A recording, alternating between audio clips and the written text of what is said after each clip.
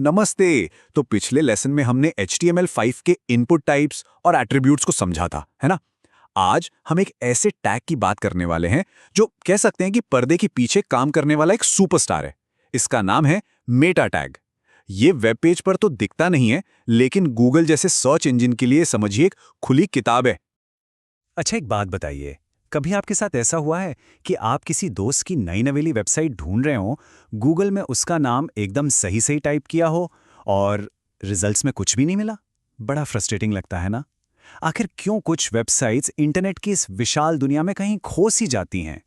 Well, इसका जवाब छिपा है एक सीक्रेट एजेंट की तरह काम करने वाले कोड में। एक ऐसा इनविजिबल यानी कि अदृश्य टैग जो वेब पेज पर तो आपको कभी नहीं दिखेगा, लेकिन सर्च इंजन के लिए ये एक गाइड का काम करता है। ये उन्हें बताता है कि भाई ये पेज आखिर है किस बारे में। तो चलिए इस रहस्य से पर्दा उठाते हैं। ये मेटा टैग आखिर है क्या? देखिए, इसे आप एक वेब पेज का पहचान पत्र, मतलब एक तरह का आई कार्ड समझ सकते हैं। जैसे आपके आई कार्ड पर आपका नाम, पता, ये सब जानकारी होती है, ठीक वैसे ही मेटा टैग में वेब पेज के बारे में सारी जरूरी इंफॉर्मेशन यानी कि जानकारी होती है। अब यहाँ एक बहुत ही मजेदार बात है। देखिए, जब हम कोई वेबसाइट देखते हैं तो हमें क्या दिखता है? हमें दिखती हैं हेडिंग्स यानी H1, पैराग्राफ्स यानी P, है ना? ये सब विजिबल टैग्स हैं। लेकिन सर्च इंजन सिर्फ ये नहीं देखते, वो कुछ और भी देखते हैं। वो देखते हैं इनविजिबल टैग्स, जैसे कि मेटा। ये कुछ ऐसा है जैसे हम और आप तो किताब का कवर देखते हैं, लेकिन लाइब्रेरियन को पता होता है कि अंदर क्या है, किताब किस बारे में है। तो अगर हम टेक्निकली बात करें, मेटा टैग क्या है? सबसे पहली बात, ये एक एम्प्टी या कह लीजिए सिंगुलर टैग है, मतलब इसका कोई क्लोजिंग टैग नहीं होता। और दूसरी बात, ये हमेशा HTML डॉक्यूमेंट के हेड सेक्शन में रहता है। अब हेड को पेज का दिमाग समझ सकते हैं। इसका असली काम ब्राउज़र और सर्च इंजन को मेटा डेटा देना है। मेटा डेटा मतलब डेटा के बारे में डेटा। ठीक है, तो अब हम ये तो समझ गए कि मेटा टैग क्या है। अब चलिए इसके 4 सबसे ज़रूरी, सबसे एसेंशियल मेटा टैग्स को देखते हैं।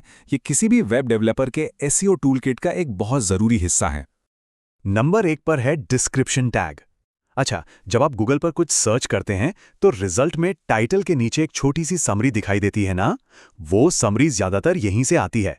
आप इस टैग के कंटेंट एट्रीब्यूट में अपने पेज का एक छोटा बढ़िया सा सारांश लिख सकते हैं। दूसरा है कीवर्ड्स टैग। ये सर्च इंजन को इशारे देता है कि आपका पेज किन टॉपिक्स के बारे में है। आप यहाँ कॉमा लगाकर अपने पेज से जुड़े हुए शब्द यानी कीवर्ड्स डाल सकते हैं, जैसे HTML, CSS वगैरह।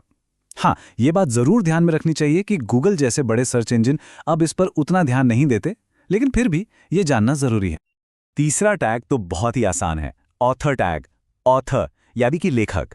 जैसा नाम से ही साफ है, ये बस ये बताता है कि इस वेब पेज को बनाया या लिखा किसने है। कंटेंट को क्रेडिट देने का ये एक बहुत ही सिंपल तरीका है। और चौथा, जो शायद सबसे टेक्निकल है लेकिन उतना ही जरूरी भी, वो है चारसेट टैग। इसे आप अपने वेब पेज की भाषा का ट्रांसलेटर समझ लीजिए। चारसेट = UTF-8 लगाने से ये पक्का हो जाता है कि हिंदी, मराठी या किसी भी भारतीय भाषा के अक्षर ब्राउज़र में सही से दिखें, न कि टूटे-फूटे अजीब सिंबल्स की तरह। तो ये थे वो 4 जरूरी मेटा टैग्स। लेकिन अब सबसे बड़ा सवाल कि कोड की ये अदृश्य लाइनें आखिर इतनी इंपॉर्टेंट यानी कि महत्वपूर्ण क्यों हैं? चलिए पता लगाते हैं। इसका जवाब एक शब्द में है, SEO यानी सर्च इंजन ऑप्टिमाइजेशन। देखिए, सही मेटा टैग्स लगाने से सर्च इंजन आपकी वेबसाइट को बेहतर तरीके से समझ पाते हैं, और जब गूगल आपके पेज को समझेगा तभी तो वो उसे सही लोगों को दिखाएगा, है ना? इसका सीधा मतलब है आपकी वेबसाइट की विजिबिलिटी बढ़ती है और ज्यादा लोग उसे ढूंढ पाते हैं। ये एक लाइन इसमें पूरी कहानी का सार है। भले ही यूजर्स इन्हें देख नहीं सकते, लेकिन यही टैग्स तय करते हैं कि आपकी वेबसाइट गूगल में कैसी दिखेगी। सोचिए, यही है इन छोटे छोटे अदृश्य टैग्स की असली ताकत। तो आज हमने मेटा टैग्स की इस अदृश्य लेकिन बहुत शक्तिशाली दुनिया को समझा। अब तक हमने सीखा कि कैसे HTML एक वेबसाइट का ढांचा यानी स्ट्रक्चर तैयार करता है। लेकिन एक वेबसाइट सिर्फ ढांचे से तो नहीं बनती, उसमें स्टाइल भी तो होता है ना? तो हमारा अगला कदम होगा वेब को सुंदर बनाने की कला सीखना। अगले लेसन में हम CSS की दुनिया में कदम रखेंगे। देखिए, अगर HTML किसी घर का ढांचा है, तो CSS है उसका पेंट, उसका फर्नीचर और उसकी सारी सजावट।